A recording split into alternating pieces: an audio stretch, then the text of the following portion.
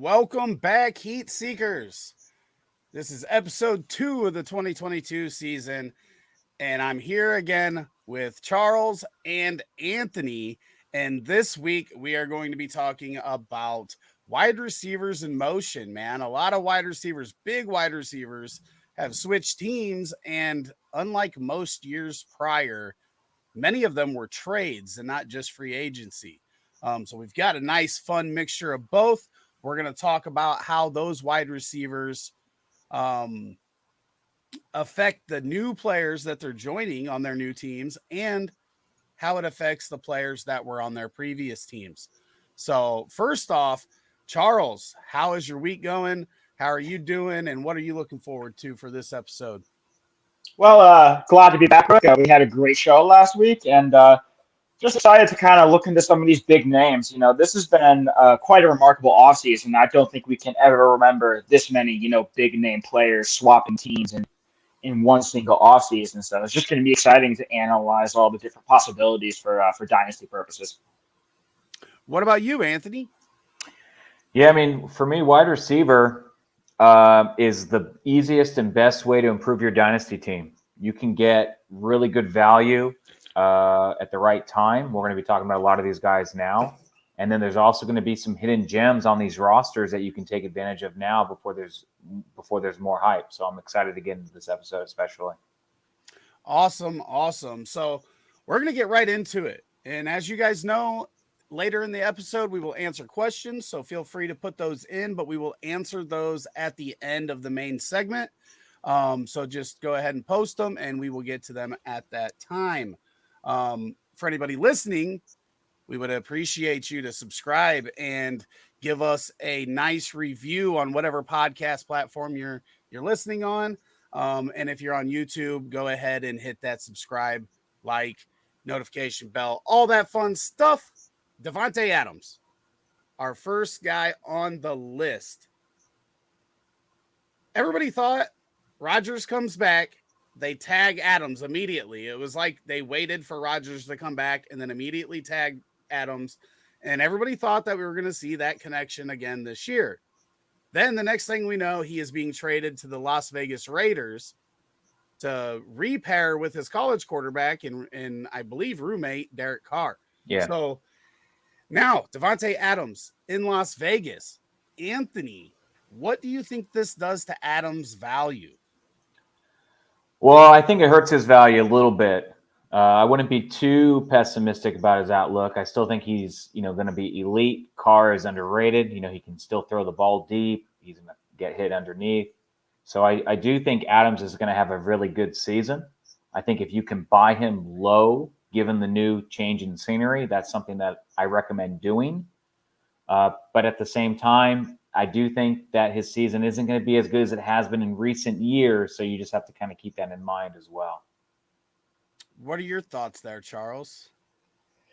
Yeah, I'm also a little lower on Davante Adams than I would be normally. I think if he was still in Green Bay, I'd have him probably as a top 5 wide receiver for Dynasty. But given that he's in Vegas and there's more mouths to feed with Hunter Renfrow and Darren Waller, I have him more in my top 10, so I have him down a few spots. Because, like Anthony said, he's going to get his. Derek Carr is still a more than capable quarterback. He can throw it deep. He can throw it over the middle. He can throw it short. He can do it all.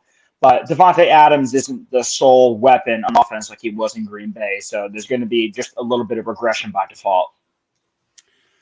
I disagree slightly. Obviously, there is a downgrade in quarterback. Obviously, Aaron Rodgers, MVP 2 years in a row in his late 30s. But they're in a division where those teams throw more than anybody else. Kansas City, Raiders, and Chargers were all top 5 in the league in passes thrown last year. I don't think that's going to change. Those teams are going to continue putting up points, and they're going to be chasing each other in most of those games. Raiders are probably behind the Chargers and the Chiefs from a scoring standpoint, so they may need to throw extra in those games, and it's up in the air with obviously Denver with Russell Wilson going there. So I think there's going to be just as many targets for Devonte Adams as when he was in Green Bay. Slightly different reason, right? when he was in Green Bay, they didn't throw as much, but he was the guy, the only guy. And now there are some other guys with Waller and Renfro, like you said. I think Renfro gets demolished by this, by the way. I agree. But now they're just going to be throwing so much more than Green Bay did that I think that's going to kind of balance that out. Now, is the touchdown upside the same? That may be a little bit different. That may hurt him a little bit in that sense, but I think the targets are still going to be there. But as I said, Renfro is the one that I think just gets demolished here because he made a lot of his fantasy production off of that volume. And I think his volume is going to get hurt. I think he'll probably still be flex worthy because I think, like I said, that offense is going to throw a lot, but I don't think you're going to be getting that wide receiver 2 value out of him like you did last year. What are your thoughts on that, Charles? I am inclined to agree. I was more referring to the fact that I don't think this affects Darren Waller too much because I think Waller is going to be the big red zone guy and the guy who can kind of play at the middle of the field as Devonte Adams keeps teams honest over the top. But I do think it hurts Renfro because, like you said, it's just more of a volume thing. And with Devonte Adams being there, he's going to, I think, take away a lot of the stuff that Hunter Renfro would normally do. So, Anthony. Yeah, I agree. It hurts Waller. I agree, especially that it kills Renfro. So yeah, we're in agreement there. I do think that Waller and Renfro are going to take a little bit of a hit, and as a result, I think Adams is going to take a little bit of a hit too. So it's not the ideal situation for any of these guys, in my opinion. But the Raiders should be a pretty good offense, and I can agree to what you said, Rick, that there's still going to be a lot of opportunities there. So it doesn't kill Adams. I just don't think it's going to be as good as it was in Green Bay. I actually agree with Charles on Waller. This is the first time that he's had a standout outside receiver to help take pressure off of him. Waller's been the one that's gotten all the attention downfield, and that helped Renfro eat underneath, which Renfro's probably still going to eat underneath just with less volume.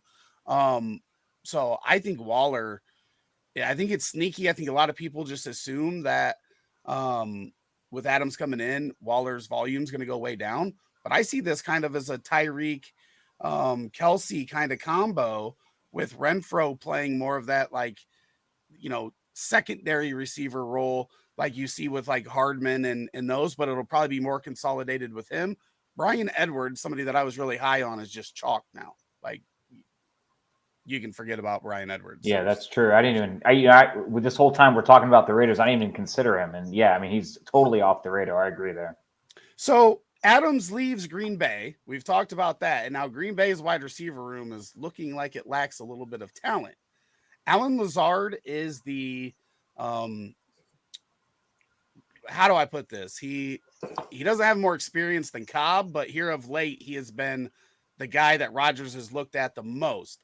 They drafted Amari Rodgers last year, and past that, it's just a bunch of what's going to happen, right? We can assume draft. They got a draft pick for Adams. Maybe they take a guy in the first round. Maybe they take another quarterback. I was getting ready to say. I was getting ready. Someone had to say it. They're not known for taking what would help Aaron Rodgers, right? They've taken guys that were at strengths rather than weaknesses in the past. So, but I think it's pretty clear that they're probably going to take at least one in the first round with their 2 picks. So this is going to change quite a bit, but right now, Allen Lazard looks like the wide receiver 1 in Green Bay for this moment, and maybe even for partial part of the season while that first round wide receiver gets up to speed. What do you think of Allen Lazard? Do you think that he could be a value at least for 2022 or maybe even beyond with that connection with Rodgers if Rodgers is around more than 1 year? Anthony? No, Lazard is an easy sell for me right now. If you have Lazard, if there's someone in your league who thinks Lazard's going to be the top wide receiver on their team or someone who's going to get a huge amount of volume, then sell him now. I expect the Packers to draft a wide receiver or 2. I think Rodgers, it was rumored when he signed that he knew Adams wasn't going to be around. And I'm willing to bet Rodgers also knows that they are going to draft a wide receiver with their first 2 picks. Otherwise, I don't think he would have stayed. So I do think that that's a definite. And if I'm a Lazard owner, now is the time to sell before the draft so you can get something of significant value in return. Chuck, what do you think? Let me slap you right there real Sorry, quick. What is the significant return? Because I don't know that people are going to pay for Lazard either way. I would take a second. I think a second round pick, either this year or next year's draft. I'd be comfortable taking that. I mean, if you have Lazard on your team, you probably didn't pay more than a third. You know, he was in a lot of leagues. He was waiver wire a couple years ago. Maybe you got him for a third, you know, or one of those like add-ins on a package. You know, one of those kind of throw-in guys. I would happily take a second for him right now. I think in a month's time after the NFL draft, you're not going to be able to get that return, not even close to it. Charles. I'm fully convinced that by the beginning of the season, Allen Lazard is not going to be more than the third or fourth option on that Green Bay depth chart. Like Anthony said, you know, Aaron Rodgers wouldn't come back with Devonte Adams leaving if Green Bay was not going to address the wide receiver position heavily in that draft. Would not surprise me to see both first-round picks, or at least the first and the second, used on the wide receiver position, or just weapons in general, depending on how they want to go about that. And I think that the rookies, when they step in, are immediately going to be the best weapons for Aaron Rodgers in that offense, and will step in at wide receiver 1, wide receiver 2, you know, depending on how many they draft. So, like Anthony said, I agree. It's the time to sell now if you can get anything for him. If you can't get a second, even take a third, because I think in most leagues, at least in leagues that I've been in, he's just a waiver wire guy. So you're accruing value even if you just get a third-round pick back. Yeah, I will agree with both of you. If I could get a second for Lazard right now, I would do it. A third, I'm willing to take the chance on him being at least a flex option with Rodgers as his quarterback, at least for now. And if I'm only getting a third now and they draft 2 guys and he's only worth a fourth or a fifth later, it's not like you're losing a lot of value.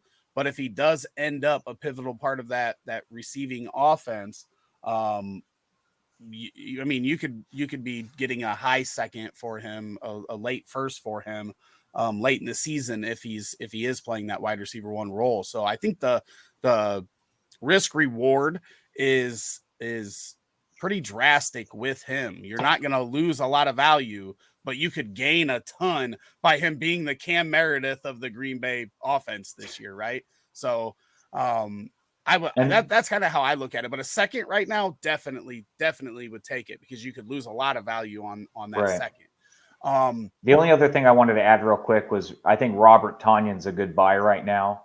I think he could be pretty sneaky, a lot of touchdown upside with Aaron Rodgers. I think he's a guy to target right now, kind of off the radar, and someone I think can be a huge contributor for fantasy teams this season. Yeah, I personally agree with Tanyan. I mean, we are already seen his touchdown upside even with Davante Adams around. So without Davante Adams out there, Tanyan could he could put up 14, 15 touchdowns this year and just be a difference maker at tight end for a low acquisition cost. Charles, your thoughts on Big Bob Tanyan? I like that as well. I actually just picked up Bobby Tons in a league that I was in for a late second, which I think is pretty good, because I think he's going to kind of step in and be a low-end tight end 1 at worst, because he's only a couple seasons removed from that double-digit touchdown season where he was a quality producer and what we know is a very weak tight end class in fantasy football. It's something that owners often struggle to find production at. But I would also like to add that I would be targeting Aaron Jones if I'm a contending team as well, because with Devonte Adams now in Vegas, Aaron Rodgers doesn't have too many trusty, reliable targets. So I think early on, like you said, Rick, as the rookies that they end up get acclimated, he's going to pepper Aaron Jones with a lot of targets, maybe even A.J. Dillon as well.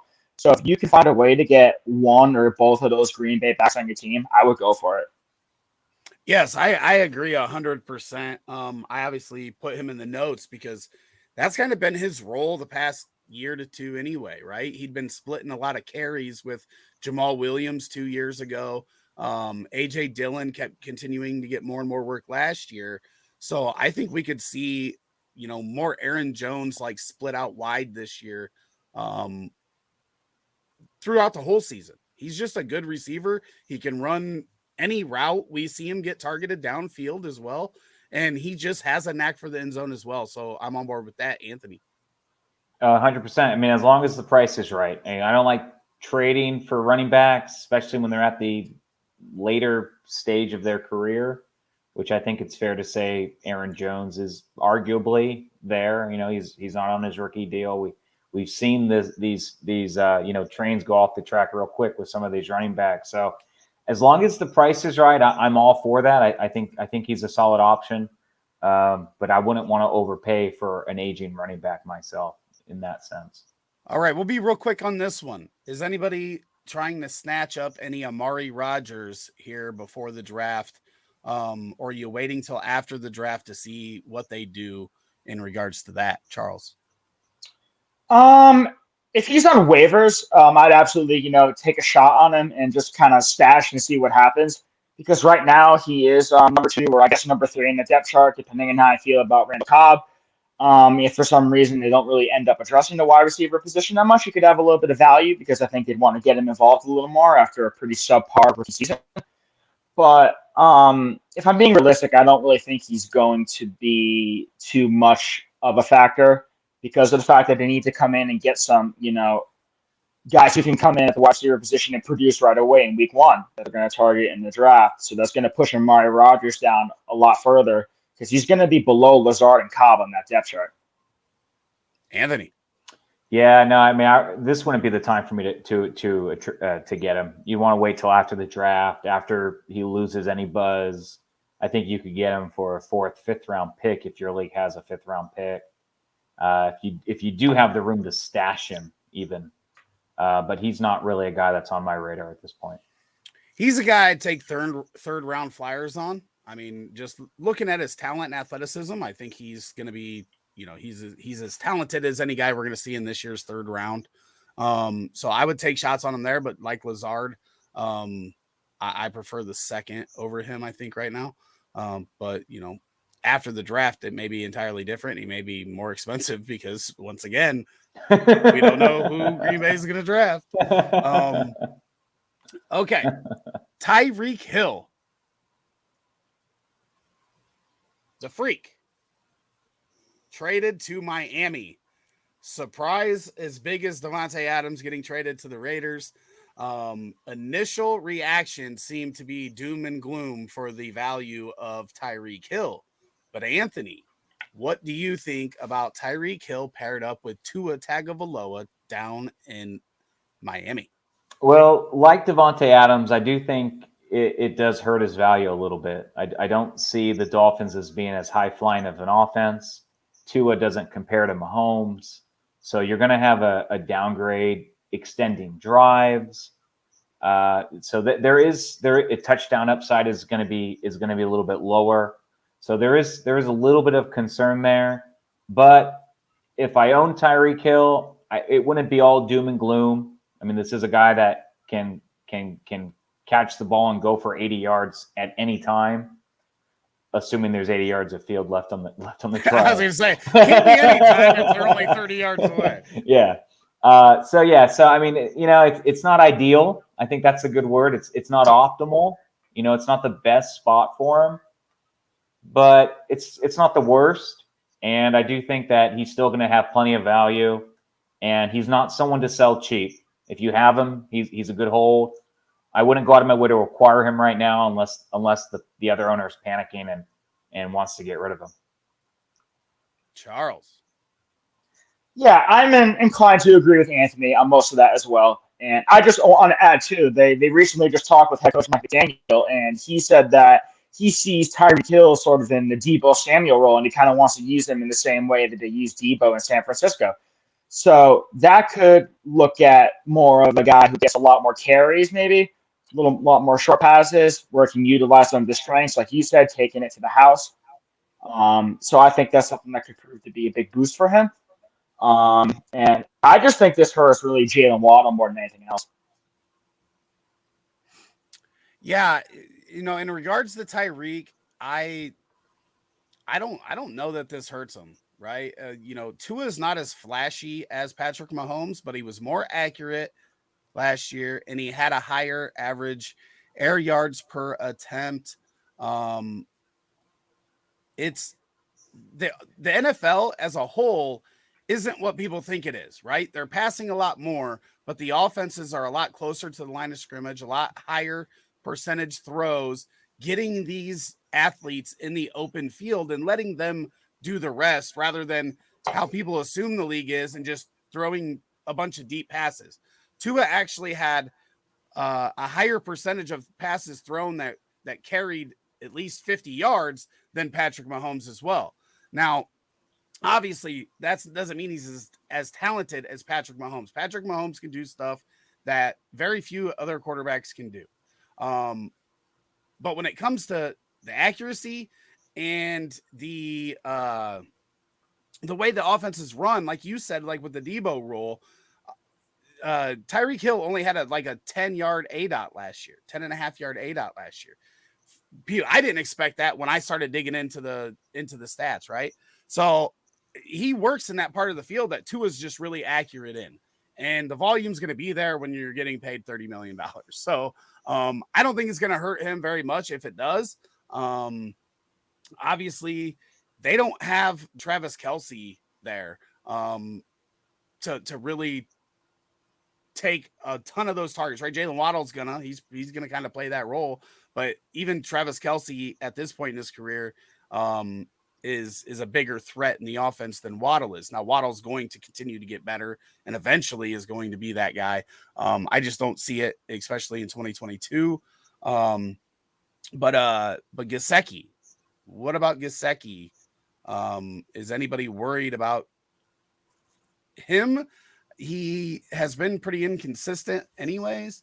What do we think happens here with Gesicki and Jalen Waddle, Anthony? Yeah, I think there's just going to be a lot of inconsistencies as well. Like you said, you're paying a wide receiver tens of millions of dollars. I mean, you're going to force him the ball. And so Gesicki and Waddle are gonna take a hit as a result. They're just not going to get as many opportunities. Now, they'll still be involved. They'll still, get their share of plays. But Tyreek Hill is going to be the main focus on that offense. I do think they'll do a lot of reverses and screens, getting Tyreek Hill the ball. And so I do think it's going to limit the upside, especially on Gesicki and Waddle, unfortunately. Charles, you already mentioned Waddle. Go a little deeper. Yeah, I just think, like Anthony said, he put it really well. There's just a bit of a cap on these guys, because Tyreek Hill immediately steps in and is the alpha in that offense because he can pretty much do anything in any type of scheme. And Mike Gesicki, I wanted to say on paper that I kind of like him a little bit, but this just kind of caps his upside with two other big play wide receivers ahead of him that Tua is going to focus on. And as for Jalen Waddle, the Dolphins just got a guy in Tyreek Hill who can kind of do a lot of the same things he can. A guy with blazing speed who could take a short pass and take it to the house. So it's going to be interesting to see how they kind of try and have those two guys coexist with each other since they share a lot of the same characteristics. Yeah, I think that Jalen Waddle doesn't really get hurt. I just think that he's going to have more of a year like he had in his rookie season, which you would hope going into year 2, we would see a progression. But I do think that Tyreek Hill kind of hurts that progression. Hopefully Waddle progresses as a wide receiver and gets better at the stuff that he's not as good at. But I think from a production standpoint, he's kind of, stuck in what he did last year when he was really the only guy. Gesicki, it seems like there's a bunch of talent there. This may help him with actually having two wide receivers to take attention off of him, but we don't know. And I'm not confident in spending the price that people are probably going to spend on him with the hype of the entire Dolphins offense. But Devontae Parker's finally chalk. I think we can, we might all agree on that one. Yeah, absolutely. Okay. We're going to talk about Kansas City more, so we won't talk about what he left behind. We'll go ahead and move to Cleveland to Amari Cooper. Amari Cooper apparently thought Dak was, Kirk Cousins then gets traded. Now he, it was doom and gloom. It was doom and gloom. Baker Mayfield was in Cleveland. We already saw him ruin Jarvis Landry and Odell Beckham Jr. And then out of nowhere, Deshaun Watson, doesn't get indicted. And then Cleveland makes one of the biggest trades of the season to get Deshaun Watson, brings him in there. And now all of a sudden, Amari Cooper is sitting in the driver's seat of an offense at receiver with Donovan Peoples-Jones as his biggest counterpart at the moment, because there are some other rumors. But Charles, Amari Cooper, Deshaun Watson, what are you thinking about this connection? Boy, do I love this for Amari Cooper. He's in an offense where he is the unquestioned number one wide receiver, and if they don't really do too much else to address that position, he is going to absolutely eat. Volume of targets, he's going to get it all, and he's going to have a great quarterback throwing him the football in Deshaun Watson. And Amari Cooper is a guy who can do it all. I think he's one of the best route runners in the NFL. He can go deep. He's a good guy in the middle of the field. He can take short passes as well, so he can do it all. And Deshaun Watson's a very accurate thrower. Deshaun Watson has a great deep ball. So I think it's going to help Amari Cooper in all facets of his game. And that puts him in the top 15, maybe top 20, depending on how I want to put my rankings for Dynasty. But I think he's definitely taken a leap compared to where he would have been with Baker Mayfield, or if he had stayed in Dallas with CeeDee Lamb. Anthony. Yeah, I agree. Watson, you said it was a trade of the season. I'd argue it's the trade of the century. I can't think of a bigger trade, given all the turmoil, the allegations. I can't think of a bigger trade for a quarterback with everything going on, guaranteed money, Cleveland Browns. I mean, to me, it's just the biggest trade I can think of. It's the biggest quarterback trade Cleveland's made since they got Brock Osweiler. I can't think of a bigger trade. I'm going to go with the century. So maybe there was one prior. I can't think of it. Russell Wilson's pretty big too, though, but he didn't have all the drama surrounding him. Exactly. Yeah. And so, yeah, I think I agree with Charles here. It's great for Amari Cooper.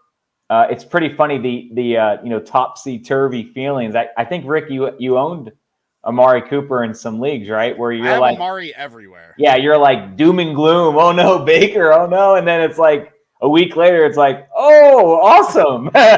So yeah, I think it's great. I think it's great for Amari Cooper. I'm happy to see him. I grew up here in the East Bay. He was on the Raiders out here, and I always hated seeing him, get kind of pigeonholed and just not utilized the right way. I think Watson is gonna show everyone exactly what Amari Cooper can do. Yeah, I think Cooper's in a spot where there's still the possibility of Watson being suspended for part of, or maybe up to the entire season, which is why Cleveland made his base salary this year $1 million, so that he wouldn't lose a bunch of money if he was. So, but Cooper being the only guy there, and hopefully Baker getting traded and not being the guy that would fill in, will still get a ton of volume no matter what in that offense, right? So I think he's pretty insulated for fantasy value. Obviously, it is higher with Watson on the field, but it is true that we have to watch and see what Watson's production might not be as good until he gets his head right, from all the shit that's went on. So that will be interesting to see, but it's hard to believe as long as Cooper's been around, this kid's still in his prime.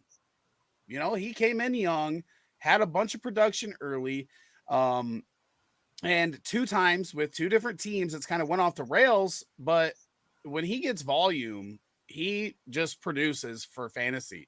And if you look at Deshaun Watson with Will Fuller after Hopkins left, Will Fuller was scoring at a wide receiver 1 rate.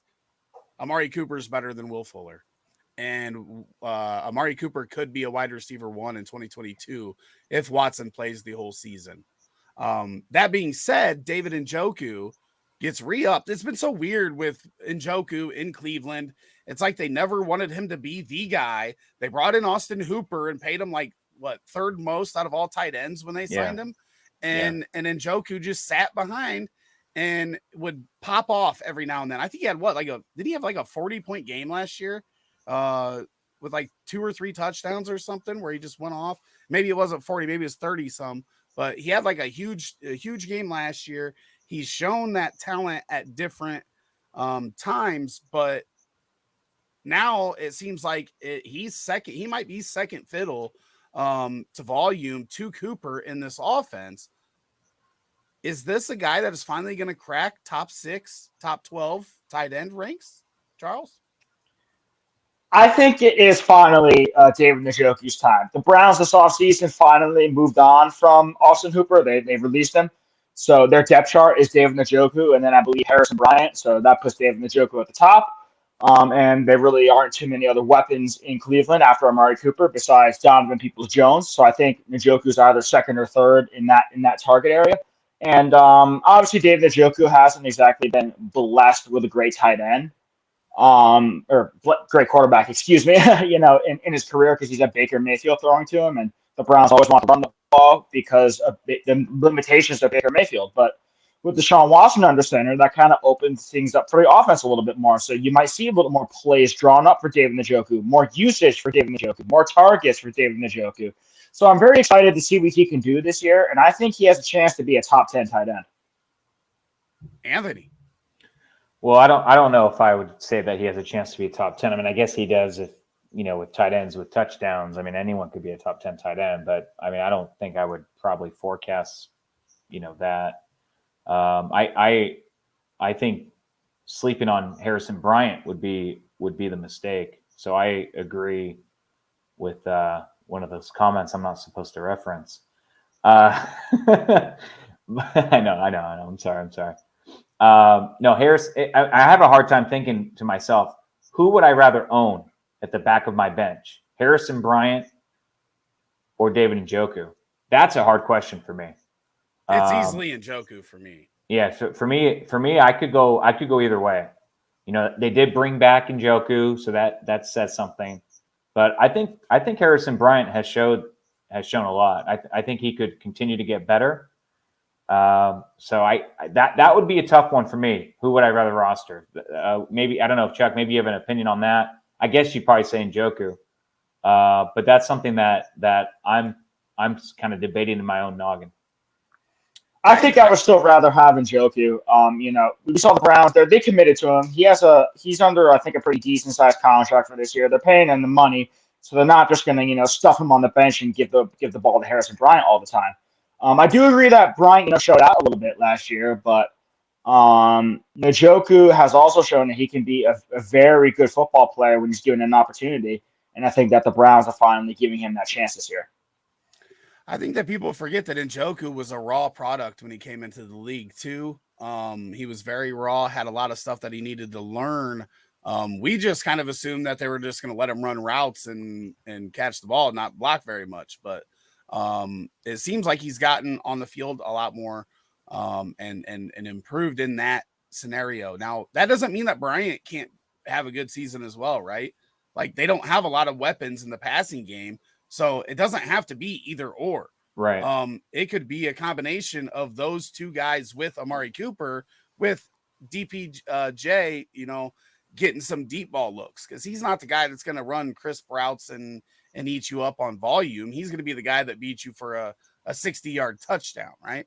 So I think both of those guys could be good. I just think with them committing to Njoku, he's an athletic freak, finally experienced in the league and probably improved is why they did commit to him, that he's going to be a big part of this offense going forward. But I do agree on Bryant. Now, there are some rumors that Odell Beckham Jr. could be on his way back to Cleveland now that Baker Mayfield is out of the picture. If this happens, do you think he could replicate the improvement that he had when he moved to LA with Watson now at quarterback in Cleveland? Anthony. 100%. But before I get into that, I just want to say, after Chuck and you, Rick, spoke on Njoku and Bryant, you've officially swayed my opinion that I'd rather own Njoku. So I think this is the first time ever on this podcast that Anthony's mind has been changed. Yeah, it's shifted on the spot. Yeah. This is You're as big welcome. as the That's Watson because of trade. me. That's because of me. You're welcome. I just needed to throw that out there. This is as monumental as the Watson trade was. What were we talking? Odell. Okay. Yeah. I mean, I don't see why not. I mean, Odell showed last year if he has a capable quarterback and if he's motivated, that's the big thing. If he's motivated and he has a good quarterback, I think he can do what he did last year, just like in the Rams. If he went back to the Browns, he would be motivated to for a couple of reasons. One, he'd want to do well with Watson. He's going to have Watson to play well for, but he's going to be motivated to say, look, it wasn't my fault. I was so bad these past years, and I'm going to show you wearing this same dang uniform who the problem was. So I think it would be even a better fit for him than last year, just because it'd be more opportunity and he'd have more desire to do well. Chuck.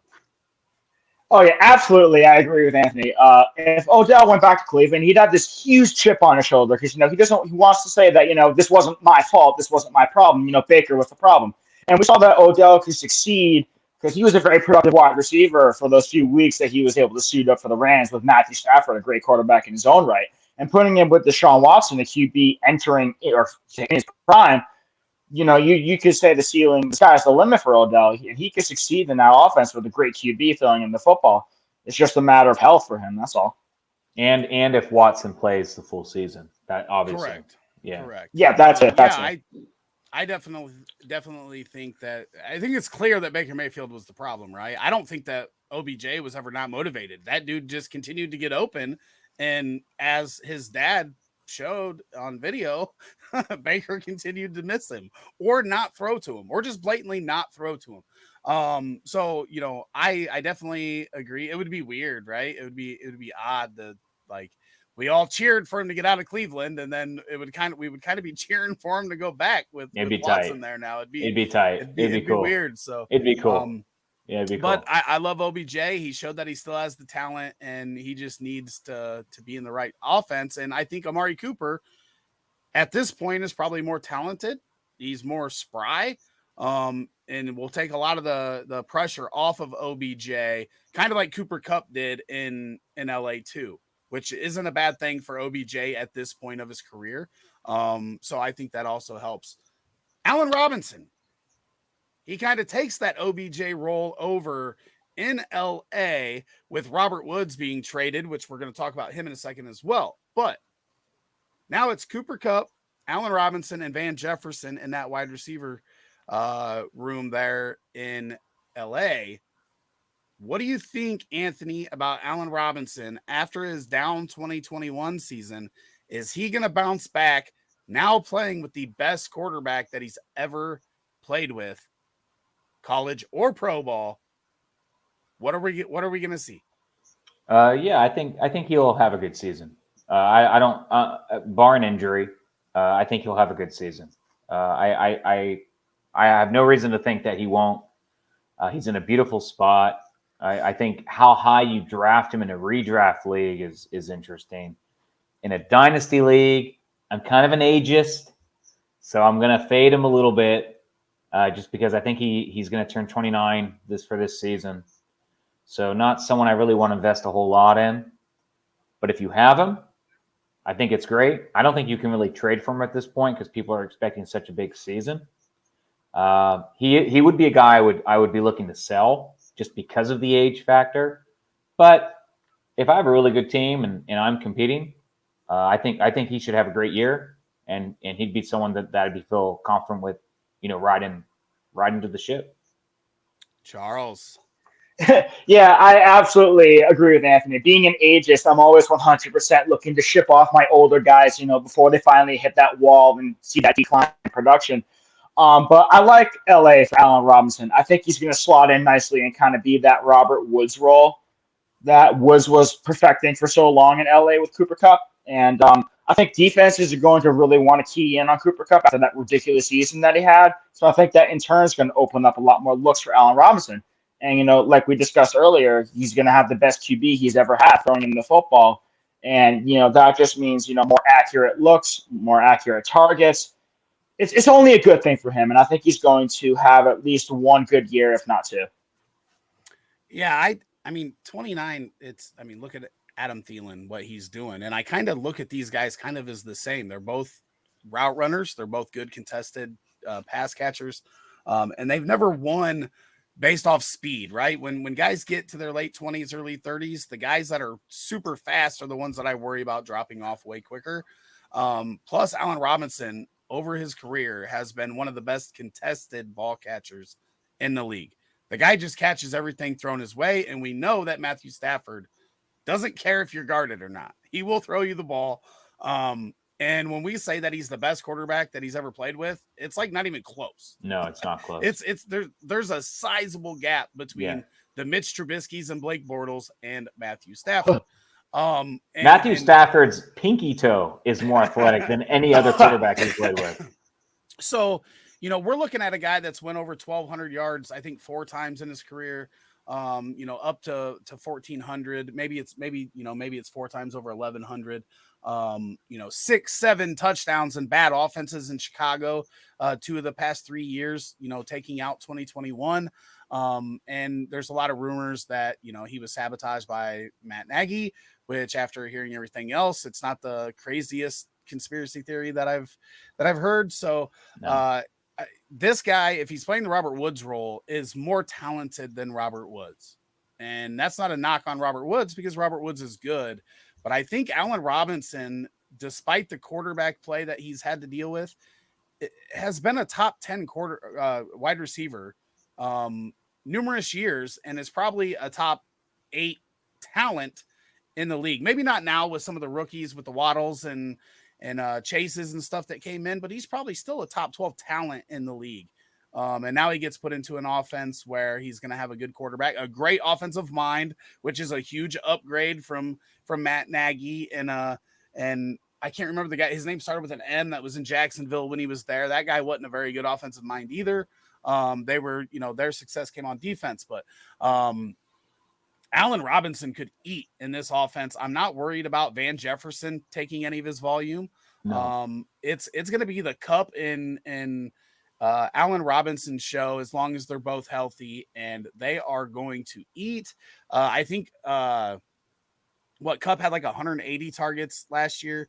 I could see Allen Robinson getting 130 to 140 in this offense with Cooper Kupp. Both, probably not getting 180, but even if he gets 160, 165, and him and Robinson eating up half of that offensive, 25% each, 28 to 23% of the volume each.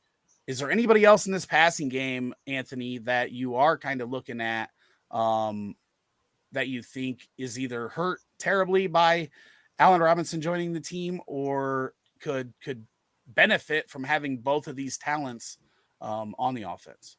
No, I mean, I think it's going to really, the offense is going to revolve around the running game, Kupp, and Allen Robinson. So anyone else on the team, Van Jefferson takes a huge blow. He'll be really inconsistent as well as anyone else on the offense.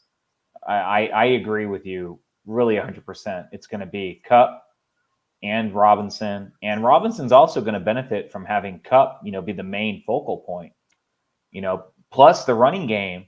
They're going to have to on defense just have. Who do you cover in an offense like that? Who do you cover? So it should be a really fun season for the Rams. I root for the Niners. They're in my division, so in that sense, I'm not going to love it, but it should be fun for fantasy purposes for sure. That was one point that I meant to mention, that this is going to be the first time in Robinson's career where he wasn't the guy. Yeah. Like last year, he kind of battled injuries and that whole thing happened, but he was still the number one wide receiver, even though the production doesn't, align with that. Every other year in his career, he has been the guy. Now he gets to face the secondary wide receiver. So even if he has lost a little bit, those cornerbacks have also lost a little bit that are going to be guarding him. Charles. I want you guys to remember Tutu Atwell. The Rams drafted him in the second round, and he didn't really see much time because he was hurt. But I think he's a guy that I wouldn't mind stashing on the back end of my roster in my dynasty leagues, just in case something happens, because I think he has some sneaky speed and can kind of be a guy that could stretch the field while the other two top wide receivers keep teams honest. Just a player that I would have my eye on personally. I will agree. Tutu Atwell could just be a deep threat, but I don't know that he'll ever be consistent enough to be a guy to throw in a fantasy lineup, Anthony. No, I'd rather roster David Njoku and Harrison Bryant over Tutu Atwell. I mean, just to put that in some sort of context. So I don't really. I don't know. I'm not with you on that one, Charles. But I could be wrong, and I'll admit it if I am wrong. Okay, so in Kansas City, JuJu Smith-Schuster comes in there, signs for a deal. Looks like it's a good spot for him, really. A good offense. Gets to, once again, play second fiddle to a top-tier wide receiver. Then, obviously, Tyreek Hill gets traded. Now, JuJu looks like the number one on the depth chart at the moment. Doesn't seem that the Chiefs are going to be done. They have been linked to many trade rumors going all the way to DK Metcalf. But JuJu right now, top of the depth chart in an offense that throws top 5 in the league. Doesn't need him to go downfield because, as we talked earlier, they throw a lot of short passes. Charles, what do you think about JuJu as it stands now without anybody else being added to this wide receiver room going into 2022? Well, that's just an opportunity you have to love because, like you said, Rick, he's at the top of the depth chart and there's no one else there. We obviously know about Travis Kelce. Travis Kelce's going to get his. I think he's kind of the de facto number one receiver in essence in that offense. But as for the wide receiver position specifically, right now that's just JuJu Smith-Schuster. And he can eat in that offense with Patrick Mahomes throwing the ball pretty much on every down. JuJu's going to get his. He's a guy that, when he was in his heyday in Pittsburgh, he was a guy that could, just take a ball and take it to the house or pretty much any given play. He has that game-breaking ability. And in a good offense with a great QB and Patrick Mahomes, as opposed to Ben Roethlisberger at the end of his back end of his career, he's going to have a massive upgraded QB, and that's only going to help him. So I think he's going to be a guy that I would want to have on my team if I'm going to be contending this year for fantasy. Anthony. The only thing I don't like about this trade is once the season starts, I'm going to have to delete TikTok. And I just don't want to have anything to do with Jackson Mahomes and JuJu on TikTok, making videos. They're going to be tagging each other, doing shout outs. Like I'm already Seems getting like sick a crew you'd fit in with. Normally, but man, talk about, you guys think I'm annoying. Just wait till you see some of these videos. You'll see. No, but I think JuJu, I think it's a great spot for him, especially with the opportunity now that Tyreek Hill isn't there. I think Mahomes is going to love throwing the ball. He's a playmaker. Kelce is like Chuck said. Kelce's going to get his, but I think Juju's in a good spot. I'm not convinced that they're going to draft a wide receiver. They still have Hardman. They still have some good other guys. I think the salary cap is a concern for them too. So are they going to want to? They're not going to trade for another big guy. They may draft someone, but for this season especially, anyone they bring in isn't going to really be a main focal point, I don't think. So I think JuJu set up for a great year. I think it's a perfect situation. This is exactly why he signed that 1-year deal in Pittsburgh last year, was to land in a spot like this. This is exactly what he was trying to do then. It's exactly why I said buy him last year then, because I think he's set up for a great season. Yeah, it's just hard. He's had problems staying on the field, being healthy. He's obviously played through some of it, some others he hasn't. I do think that we're obviously talking about a young guy here.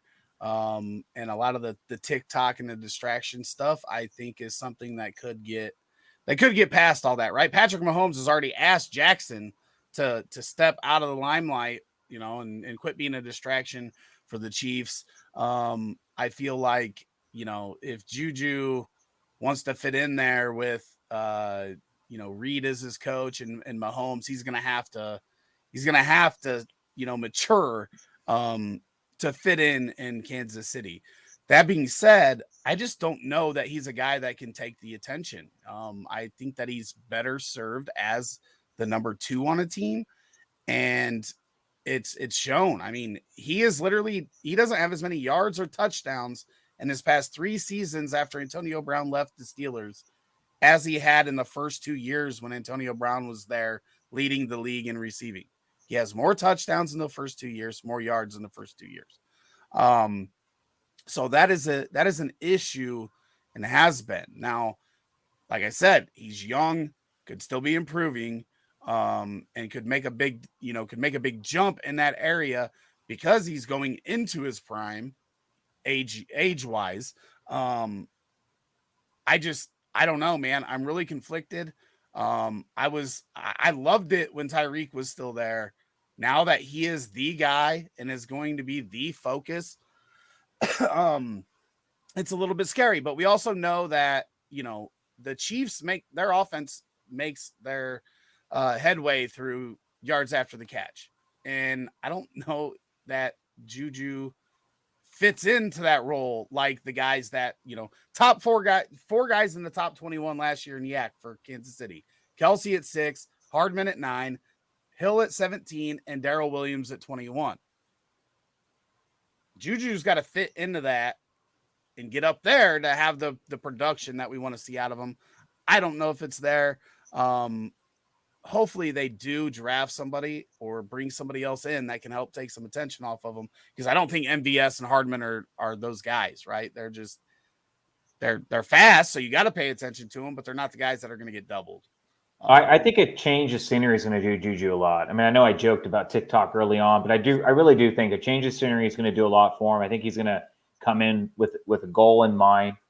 I know you guys are saying, well, can he be the number 1? I don't think he really has to be the number 1. I mean, yeah, he's the number 1 wide receiver there, but Kelsey is the number 1. I mean, Kelsey is the guy who's going to be double teamed, not JuJu. So I still see JuJu just being in a good spot. I don't have any concerns at all. Well, he's still going to see the number 1 cornerback though, right? Like, they're not putting the number 1 corner on Kelsey. They're putting the linebackers are the ones that are focused on Kelsey. And again, those are such short passes that the cornerbacks can't get on Kelsey that fast unless he's out wide. That's true. And that's why I think Mecole Hardman is also set up to have a good season as well. Charles, any last thoughts there? We're deep on this one. We got next 2 guys. Yeah. I don't know. I'm going to have to disagree with you, Anthony, on that one. I'm not too sold on Mecole Hardman. We know what Kelsey's going to do. Kelsey's going to get his. JuJu's going to be the number 2 option.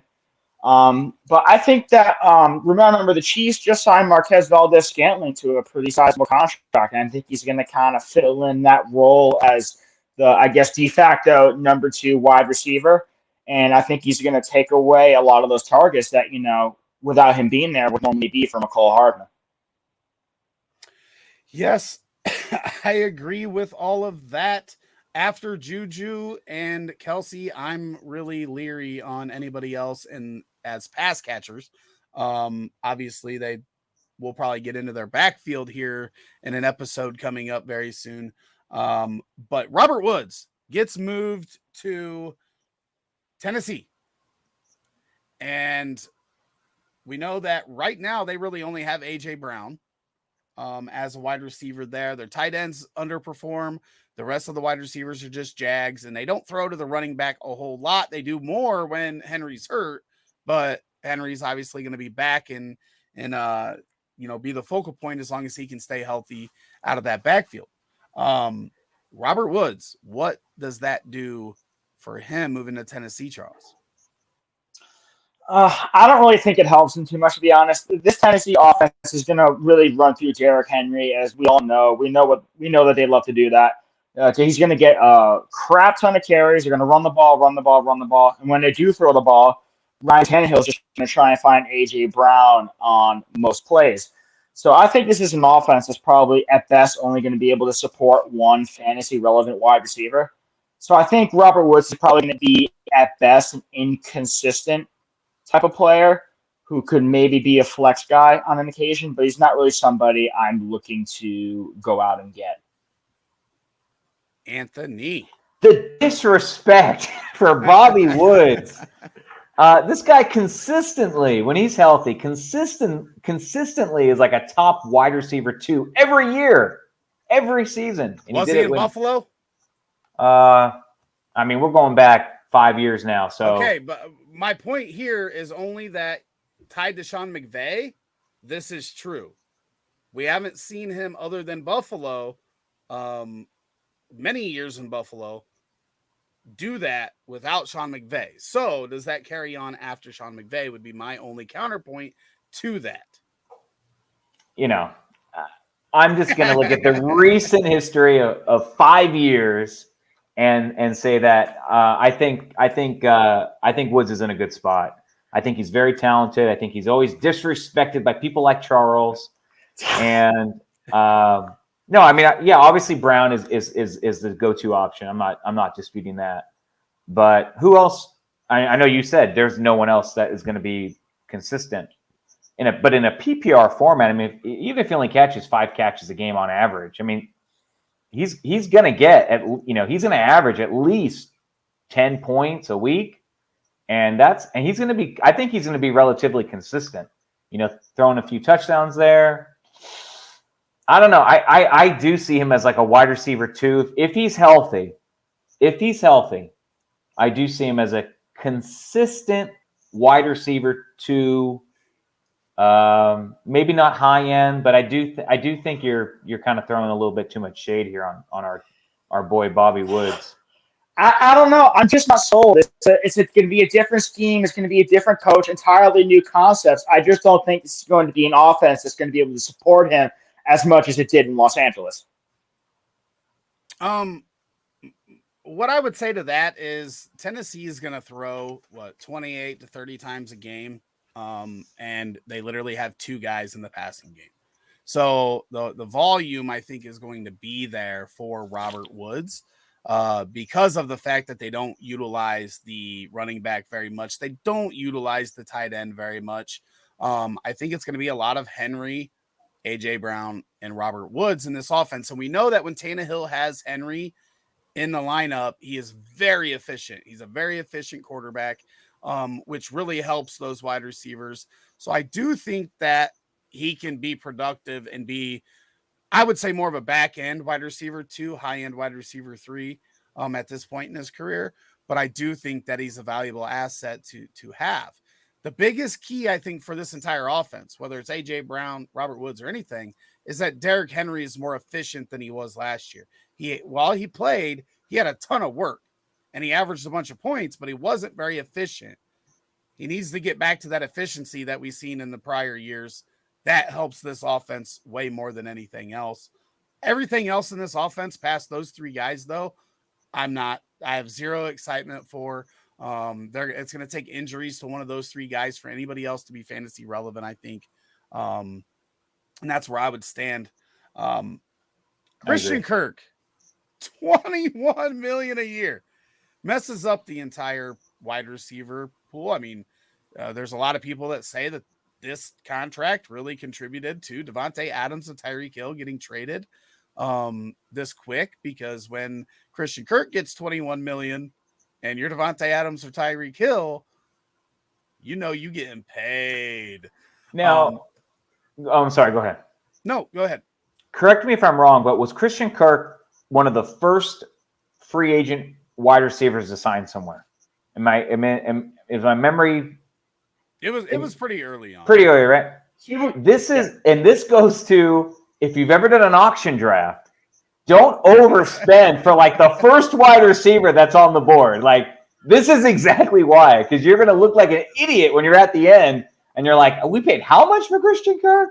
And JuJu gets 10.5, right? Exactly. So anyway, that's kind of what I thought about when I saw Kirk, and then all these other moves kind of fall down. Like, man, it reminds me of an auction draft. Like, don't be that guy.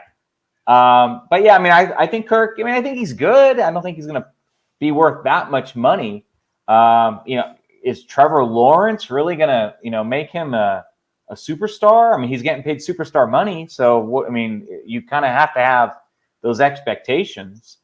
But I don't think he's going to fit the bill. I think he'll be incredibly inconsistent, and he is a fade for me. If you have him, I think he's a hold. I'm not looking to sell right now. I think he's a good hold, but he's certainly not someone I'm looking to acquire. I've got to go after that because you said, can Trevor Lawrence make Christian Kirk? Trevor Lawrence is good enough for Christian Kirk. I don't think Christian Kirk is good enough for Trevor Lawrence. I think that Kirk lacks what you want out of a top receiver, right? He's got the speed. He's got the long play potential, but he can't consistently win at short routes, high percentage receptions. That's what we've seen his entire career in Arizona. Every time that we thought he was going to pop off because somebody ahead of him was hurt, he let us down because he's not that guy. Now, will he become that guy? We saw it later in Will Fuller's career when Hopkins did leave and he got out from under him. I just don't know that we see that, and it blows my mind that they paid him $21 million. It just absolutely does. Charles. It's amazing to me for a team like Jacksonville to invest so much money into the receiver position this offseason and still have what I think is an incredibly subpar unit speaks a lot to the fact that I think they probably paid a lot of the wrong guys. Because we've got to remember, they also, I think, gave Zay Jones a pretty decent-sized contract, and they also gave Evan Engram a lot of money for just 1 year to come in and play as well. So I agree with 100% with everything both of you said. Christian Kirk, I don't think is really going to be an alpha in this offense. It's going to be a little too inconsistent for my taste. He didn't really step up too much and play that well when he was given the chance to be a big play option in Arizona. And so I don't really think he's going to do too well here in Jacksonville. And there's still a bunch of other receivers there that are going to take away. Marvin Jones isn't going anywhere. If Laviska Shenault doesn't get traded, he'll still be there. It just feels gross to me, really gross. And that's a team I'm staying away from the wide receiver position for fantasy. Yeah, I look at this team and it's been this way for years now, right? Like all their wide receivers are kind of like equal talent. So I guess their benefit is at any given play, you could have 4 wide receivers on the field and the defense is going, we have no idea which one they're going to key on, right? Which one's the hot route? Because all these guys, none of them stand out ahead of the others. Jamal Agnew is one that I'm kind of bummed about because I think he played very well last year and was a guy that could have been a valuable PPR, like what's the word I'm looking for? Kind of like the Debo role, like probably not as many carries, but short, quick routes, athletic freak. I was kind of excited about him. Plus we saw the resurgence of Quan Treadwell last year. I almost threw up saying that. Couldn't even say it. I couldn't even get it out. But he played well down the stretch after Jamal Agnew was hurt. Shark was hurt.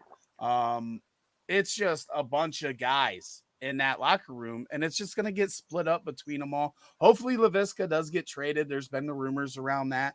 Give him a second home. I think he's very talented, but that whole offense has been foobar over the past 2 years that he's been there. So, I do think, obviously, we saw a bunch of stuff from Trevor Lawrence early or in his rookie year that we don't like, but that's a rookie season, right? That's why Peyton Manning told him before last year to make sure that they leave you in there every game so you could break my interception record.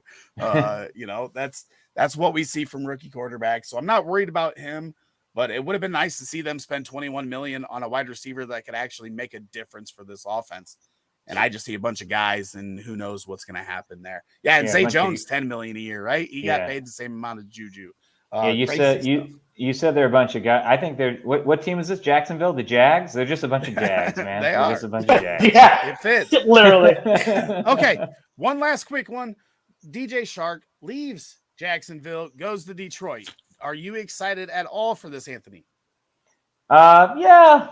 I mean, he's going to be the top option if he can stay healthy. I don't think there's going to be anyone else really taking his targets. I mean, there are some Amon-Ra St. Brown truthers out there. I don't want to throw shade. I think he's good. But I think it's okay. I don't think it's any worse than where he was. So I think it's pretty lateral. Chuck. Nothing to really get too excited about, because I think that when all the weapons are healthy in our offense, it's the T.J. Hawkinson and DeAndre Swift show, and I think anyone else is pretty much irrelevant. Yeah, I don't want to say that anybody else is irrelevant, because I do think Amon-Ra can be a solid wide receiver. Now, I think he is overvalued right now, because he was playing the Cam Meredith role, being the only guy alive on that offense in the passing game. But great comp. I do think that he is talented and he's going to be a good PPR wide receiver. Yeah. DJ Shark with Goff throwing to him is no better than Mike Glennon throwing to him in Jacksonville, no better than Minshew throwing to him in Jacksonville. He's just not the guy, right? He could never get it there in Jacksonville. I don't think he's going to get it in Detroit. But again, it's all cost, right? What is it going to cost? And right. If you can get them for a solid price, then you go with it. Agree. Any last thoughts on that? No, I agree completely. I don't have anything to disagree with you on there. All right. So that is going to end this episode.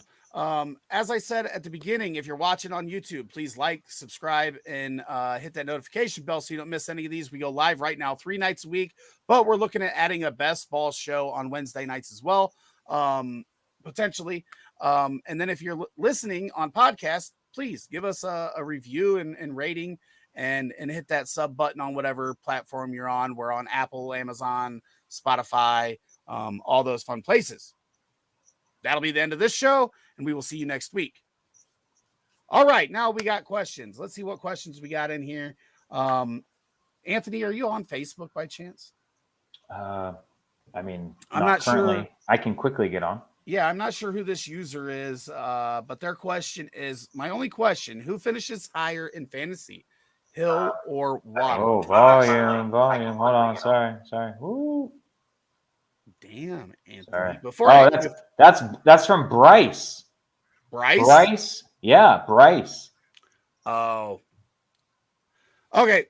I'll start this one off. Like I said, I like Waddle. I still think Waddle's probably going to be a wide receiver 2 this year, but it's Hill. They're paying the guy $30 million a year. They're going to target him a ton. But they're both going to get targeted a ton, but Hill is there's probably going to be a decent sized gap in there, but that offense is going to focus on those two in the passing game. And the benefit though for Waddle is that he's going to learn a lot of stuff over the next couple of years from Tyreek Hill that are going to benefit him down the road and just continue for him to improve his game there. Chuck, who do you think is the leading fantasy producer out of these two? It's Tyreek Hill. They're paying him a lot of money to be their alpha, and he's going to eat. They want to use him in a bunch of different ways. They're going to maximize his efficiency. He's going to get a lot of targets. It wouldn't surprise me to see him get some carries. Like I said before, Mike McDaniel wants to use him in a bit of a Deebo Samuel-like role, like Deebo was used in San Francisco. So I think that's only going to increase his value. It means more fantasy points for him. So I think he's going to finish higher than Waddle this year. Anthony. Waddle will finish higher if Hill gets suspended or injured for a majority of the season. Well, that says enough. Bryce says that it looks like we've already got some good $5 bets, and I'll put this out to you, Bryce, right now. And you can answer now or you can think about it. I will bet you $5 every single week that Tyreek Hill has a better fantasy day than Waddle, as long as they both are healthy, playing the game. So every week that they both play, I will take Hill versus your Waddle, without looking at the schedule, anything else. If you want to lock that in now, it'll just be $5 a week. Deal. We got a deal. We got our first bet of the year, $5 a week. Waddle's going to win some of them, right? But I think Tyreek Hill's going to win the majority of those. And I'm looking forward to that. I always like taking Bryce's money. And as you guys know, during the season, you can catch us on the Boomer Bust show on Sunday mornings, making these dumb bets that I always forget about and Bryce has to keep track of. I'll be able to remember. I think that's a good deal for Bryce. I mean, Hill was very inconsistent this year. So while I do think Hill is going to have wasn't. a bigger season, yeah, he was. What? Hill was extremely inconsistent last year. He had some donut of games. He had a couple, but every wide receiver does. That is He had more than a couple. The wide He had receiver more than a couple. consistency thing is one of the worst arguments towards wide receivers. He had more than a general. couple. I'm just saying, I like your side of it, but I think no, I'll look it up right now. So I think Bryce is treading water here. I think this is a pretty good deal for him.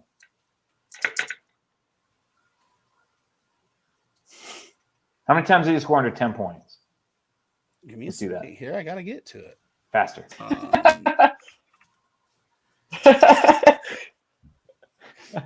All right, Anthony, you sound so sure of yourself. It's at least 5 times. At least.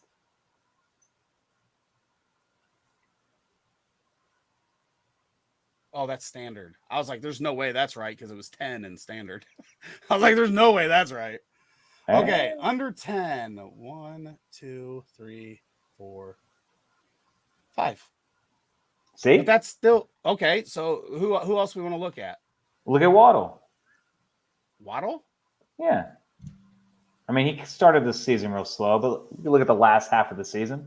I bet he had in the last 12 games, he had less than 5 for sure. I know it's a little bit of a different bar. I understand, but yeah, he's a we're rookie. also talking about a guy that's now getting paid $30 million a year versus a guy that wasn't. Yeah. No, I know. I mean, that's standard, so that's not gonna give us what we want. Waddle 1, 2, 3, 4, 5 as well. All right. Well, there we go. For that for the whole year? Well, yeah, but he's got a bunch of like 13s. See, here we go. But that's what I'm talking about. I like the hillside. I'm just saying, I think it's a pretty fair bet. I mean, I really do. I like Bryce's side of, I think it's a good deal. I think it's a good bet. I think it'll be fun to watch. Let's look at what other wide receiver you want to look at, because we'll just continue on this wide receiver consistency thing for 1 second. Adams. Well, Adams and Cup are like the anomaly to all of this. Okay, all right, fine. I mean, Cup. Look at Jefferson. Cup didn't score Jefferson. less than 10 the whole season. Jefferson won't have enough. I don't think. I mean, you can look, but he'll have. I always got to remember to change this to PPR when I move over. He 8. had 1. Jefferson only had 1 under 10 last year. Just 1. Okay, wow. That's surprising. Like 12.5, 13, 11.8, 14. That's surprising. But he had a bunch of 20-point weeks too. That tells me Tutu Atwell. No. That's crazy. The year before, literally, Yeah. Adams was the only one. Everybody else had like 5 to 6 under 10. But even looking at Deontay Johnson hits 10 every week just because he gets targeted a billion times. Sure. How about Renfro? Actually, I almost clicked on him. Yeah, let's I'm just curious. He had a really good year. Volume based. 1, 2, 3. But again, a lot of those low 10.7, 11.6, 12.8. Yeah. And those are the weeks Tyreek Hill is going to have 5 where he goes under 10, but everything else is like 18 to 30. And Waddle will be 13 to 25, in those ranges. That's where you win on that. And he says Waddle had Brissett for half the season. Well, the only thing Brissett can throw is short passes, and I believe Jalen Waddle actually ate during some of those weeks. No, I think it's a good bet. I'm gonna remember that one too. It's a good bet. The other thing is that Waddle didn't have any competition for targets last year. Right. Now he does. Of course. Okay, so PPR. Okay, so what weeks did Brissett play? Because now I'm curious on that. This is how Rick goes down the rabbit hole. We're watching it live. We'll have a whole This is series how. on this in a week, right? This is I how. do, for anybody watching, I do have 2 articles coming that I'm pretty excited about. One is the fantasy targets for Cleveland now that Deshaun Watson is there, similar to my Denver targets after Russell Wilson joined, where I break down the percentage of targets for wide receiver 1s and 2s and 3s, tight end 1s and 2s and whatnot in those quarterback-led offenses. And then I also have one on why Tyreek Hill is not hurt by going to, or not doomed by going to Miami with Tua as the quarterback. Again, if you didn't hear it at the beginning of the show, Tua actually averaged more air yards per pass attempt than Patrick Mahomes did last year. Plus, he was more accurate. That doesn't mean that he's better than Patrick Mahomes. That just means that the offense in Kansas City was short passes, right? Short passes, get them in open field, get them downfield. That's what Miami's going to do with Waddle and Hill in this offense. It's going to be short open field passes. Let those guys do the work after the catch, which is what Kansas City did. They had 4 guys in the top 21, and just those 4 guys made up like 1,800 of the Yak made up 1,800 yards of the 4,800 that Patrick Mahomes threw for. Jacoby Brissett, what weeks were those? I'm not going to write a Jacoby Brissett article, just so anybody knows. It won't be a Jacoby Brissett. It'll be a Waddle. Let's see. Stats. Okay, so last year, game logs. Bryce, you should probably get on a show if you're going to ask these questions and make me go down a rabbit hole on stream. Game logs 2021. Okay, so 2 through 5. So in those weeks, Jalen Waddle 2 through 5 had a 17.8, and the others were 8.8, 6.3, and 5.3. That was at the beginning of the year. And then he did 9 and 10. And that's after Jalen Waddle got going. So 9, 16.3, 10, 10.1. So he wasn't very good with Brissett. So he had a couple weeks of 16 plus out of the 5 weeks that he was the quarterback. So 40% he put up over 16.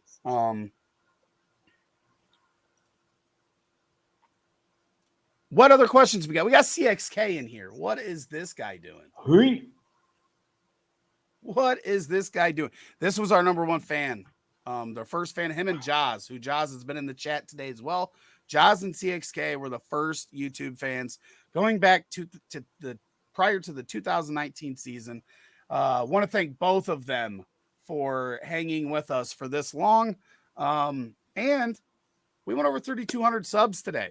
Finally broke that. All right. CXK says, still am number 1. You're code number 1.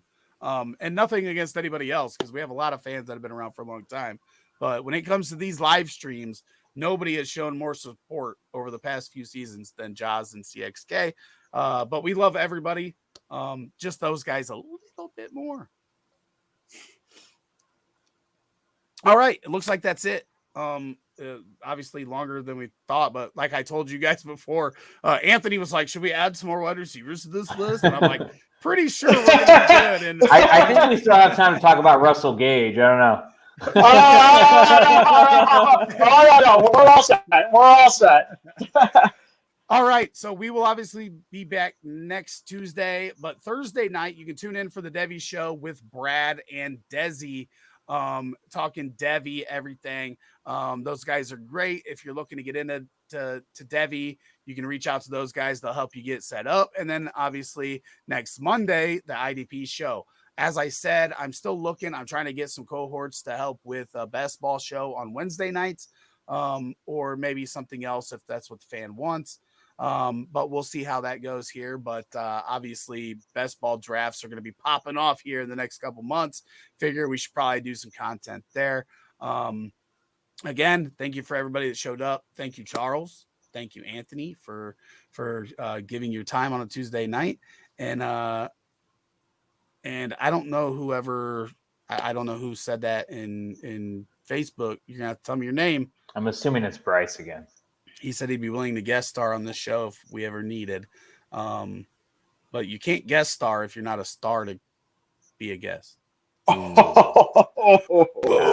Yeah, it is Bryce. Bryce, yeah. Well, Bryce, Burn. join us next Tuesday, Bryce. That'd be Burn. cool. So yeah, that'll be it. And we will see you guys next Tuesday. Good night.